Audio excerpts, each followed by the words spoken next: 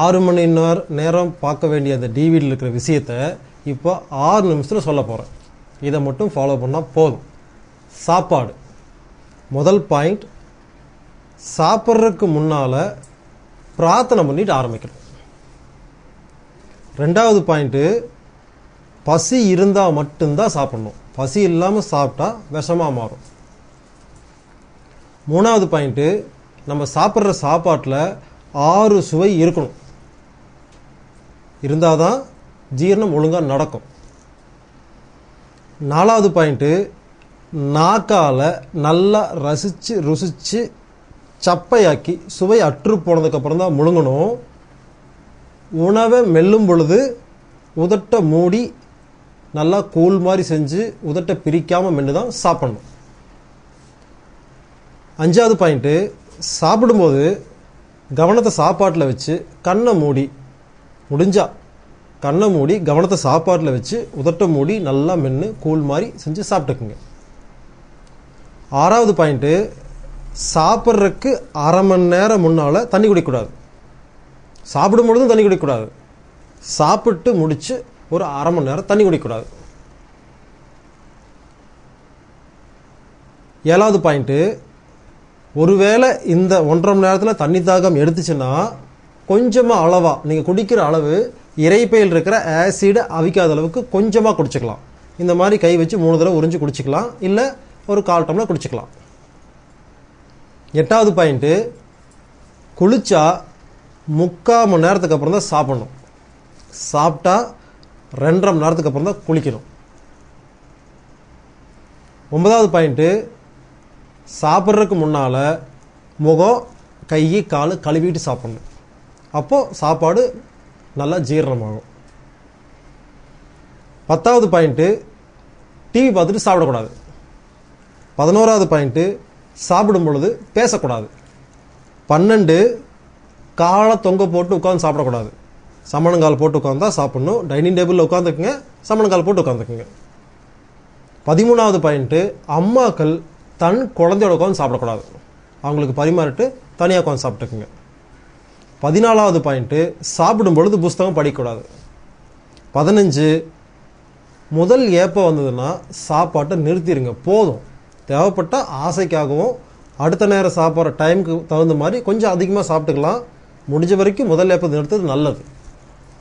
16வது point, சர்க்கரை, BP, asthma, யார் எந்த நோய் இருந்தாலும் இந்த ஃபுல் சப்ஜெக்டை கேட்டு முடித்தோடனே நீங்கள் எதை வேணாலும் சாப்பிட்லாம். இனிப்பு சாப்பிட்லாம், காரம் சாப்பிட்லாம், புளி சாப்பிட்லாம், ஒன்றும் ஆகாது. தைரியமாக சாப்பிடுங்க. இவ்வளோதாங்க. இந்த 16 பாயிண்ட்டை சரி பண்ணிங்கன்னா உங்கள் உடம்புக்குள்ளே போகிற மண் சக்தி சரியாக போயிடும். அடுத்தது நீர், குடிக்கிற தண்ணி. முதல் பாயிண்ட், தண்ணியை கொதிக்க வச்சு குடிக்கவே கூடாது. 2வது பாயிண்ட், தாகம் எடுத்தால் மட்டும்தான் தண்ணி குடிக்கணும். தாகம் இல்லாதப்ப தண்ணி குடித்தா அதுவும் உடம்புக்கு கெடுதல். 3வது பாயிண்ட்டு, மினரல் வாட்டர் பயன்படுத்தவே கூடாது. 4வது பாயிண்ட்டு, தண்ணியை ஃபில்ட்ரு பண்ணவே கூடாது. சாதா தண்ணி தான் குடிக்கணும். டேப்பில் வர சாதா தண்ணி எடுத்து குடிச்சிங்கன்னா போதும். 5வது பாயிண்ட்டு, தண்ணியை மண்பானையில் வச்சு ஒரு 2 மணி நேரத்துக்கு அப்புறமா குடிச்சிங்கன்னா அந்த தண்ணியில் இருக்கிற எல்லா கெட்ட பொருளும் மண்பானை உறிஞ்சிடும். அந்த மாதிரி குடித்தா ரொம்ப ரொம்ப நல்லது. 6வது பாயிண்ட்டு, தாகம் இல்லாதப்போ தண்ணி குடிக்கவே கூடாது. 7, யூரின் போனால், சிறுநீர் கழிச்சோம்னா உடனே கொஞ்சமாக தண்ணி குடிச்சுக்கணும். 8வது பாயிண்ட்டு, தண்ணியை அண்ணாந்து கடகடன்னு உள்ளே ஊற்றிடக்கூடாது. அண்ணாந்து ஊற்றிடலாம், ஆனால் முழுங்குறதுக்கு முன்னால் சப்பி சப்பி மெதுவாக தான் முழுங்கணும். இவ்வளோதாங்க. இந்த 8 பாயிண்ட்டையும் சரி பண்ணிட்டீங்கன்னா தண்ணி மருந்தாக மாறும், விஷமாக மாறாது. அடுத்தது தூக்கம். தூக்கத்தில் முதல் பாயிண்ட்டு, வடக்க தலை வச்சு படுக்கவே கூடாது. 2வது பாயிண்ட்டு, டீ காஃபி குடிக்கக்கூடாது. குடிச்சிங்கன்னா தூக்கம் கெட்டு போயிடும். 3வது பாயிண்ட்டு, வெறும் தரையில் படுக்கக்கூடாது. படுத்தா நம்ம உஷ்ணமெல்லாம் தர வாங்கிக்கும், தூக்கம் வராது.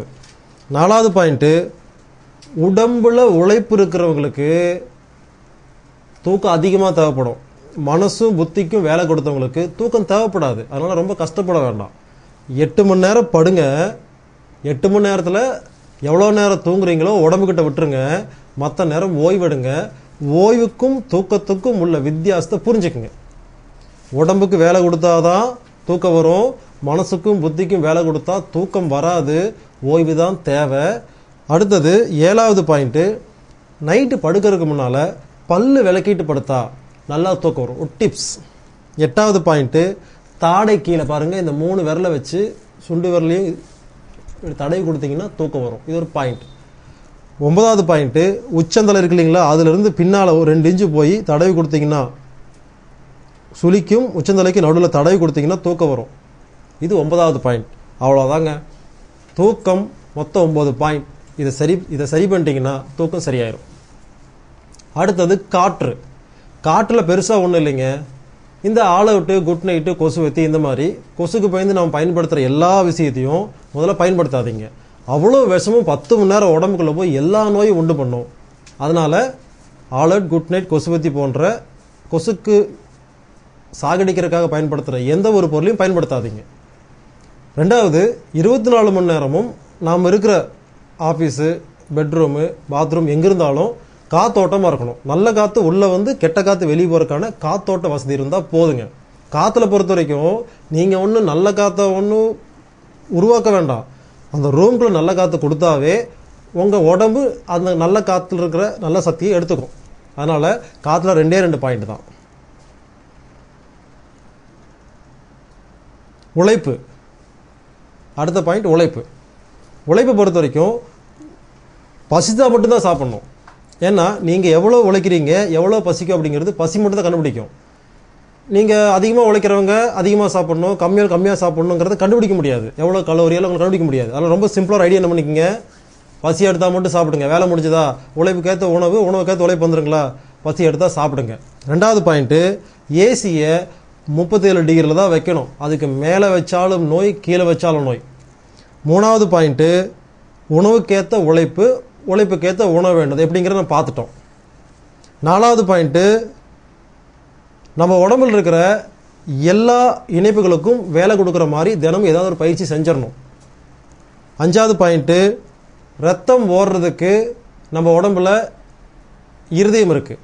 ஆனால் நிணநீர் ஓடுறதுக்கு நம்ம உடம்புல எந்த ஒரு பம்பிங் மிஷினும் இல்லை. உழைச்சா மட்டும்தான் கிடைக்கும். அதனால் கண்டிப்பாக உழைக்கணும். 6வது பாயிண்ட்டு, உடல் உழைப்பு இல்லாதவர்களுக்கு நிணநீர் ஓட்டம் இருக்காது. இதனால தான் எல்லா நோயும் வருது. இதை புரிஞ்சுக்கிட்டு இந்த நெருப்பு அப்படிங்கிற உழைப்பை சரி பண்ணிட்டீங்கன்னா சரியாக போயிடும். 7வது பாயிண்ட்டு, தினமும் காலையில் எந்திரிச்சோன்னே பல்லு விளக்கிட்டு இல்லை வாய் கொப்பளிச்சுட்டு, முடியலையா உப்பு தண்ணி போட்டு வாயை கொப்பளிச்சிருங்க. கொப்பளிச்சுட்டு கொஞ்சம் தண்ணி குடிச்சிட்டு 10க்கு 10 அடிக்கு 10 அடி இருக்கிற ஒரு ரூம்குள்ளேயோ இல்லை இடத்துலையோ 8ஆம் நம்பர் போட்டுட்டு சும்மா ஒரு 5 நிமிஷம் 10 நிமிஷம் 8ஆம் நம்பரில் அப்படியே நீங்கள் வாட்டி நடந்து போயிட்டே இருங்க. அருமையாக உடம்பு சூடு அதிகமாக என்னாகுன்னா நல்லா பாத்ரூம் போகும். அதை மட்டும் போயிட்டு வந்துடுங்க. அன்றைக்கி ஃபுல்லாக அவ்வளோ சந்தோஷமாக இருப்பீங்க. கண்டிப்பாக இந்த பழக்கத்தை டெய்லி செய்யுங்க. உடம்பு ஆரோக்கியமாக இருக்கும். இந்த சாப்பாடு, மூச்சுக்காற்று, குடிக்கிற தண்ணி, உழைப்பு, நெருப்பு, இந்த 5 மட்டும் சரி பண்ணிங்கன்னா எல்லாமே சரியாயிரும். கண்டிப்பாக உங்களுக்கு நல்ல தீர்வு கிடைக்கும். அதனால் இந்த 5 பாயிண்ட்டை ஃபாலோ பண்ணிங்கன்னா முடி கொட்டுறதுலேருந்து கண்ணு சம்மந்தப்பட்ட, காது சம்மந்தப்பட்ட, மூக்கு சம்மந்தப்பட்ட, வாய் சம்மந்தப்பட்ட, பல்லு சம்மந்தப்பட்ட, உணவு குழாய் சம்மந்தப்பட்ட, இருதய சம்மந்தப்பட்ட, ஹார்ட் அட்டாக்கு, வால்வு விரிஞ்சிருச்சு, சுருங்கிருச்சு, ஓட்டம் வந்துருச்சு, இருதய நுரையீரல் சம்மந்தப்பட்ட ஆஸ்மா, வீசிங், நெஞ்சு சளி, மண்ணீரல் சம்மந்தப்பட்ட, கல்லீரல் சம்மந்தப்பட்ட, வயிறு சம்மந்தப்பட்ட அல்சர், அஜீரண கோளாறு, ஐபிஎஸ், இரிட்டபிள் பவுல் சிண்ட்ரோம், கிட்னியில் கல் இருக்குது, மூத்திரப்பையில் கல் இருக்குது, பித்தப்பையில் கல் இருக்குது, மூட்டு வலி, முழங்கால் வலி, இடுப்பு வலி, தலைவலி, ஒத்த தலைவலி, ரெட்டை தலைவலி, தோல் சம்பந்தப்பட்ட எல்லா நோய்களுக்கும், ஆண்மை குறைவு, குழந்தையின்மை, மலட்டுத்தன்மை, பெண்களுக்கு உண்டான எல்லா மாதவிடாய் சம்பந்த பிரச்சனையும், ஹிரண்யா, பிபி, தைராய்டு, கேன்சர், எய்ட்ஸ், இந்த மாதிரி என்னென்னமெல்லாம் நோயெல்லாம் இருக்குதோ எல்லா நோயும் கண்டிப்பாக குணமாகும். ஃபாலோ பண்ணுங்கள், குணப்படுத்திக்கங்க. வணக்கம்.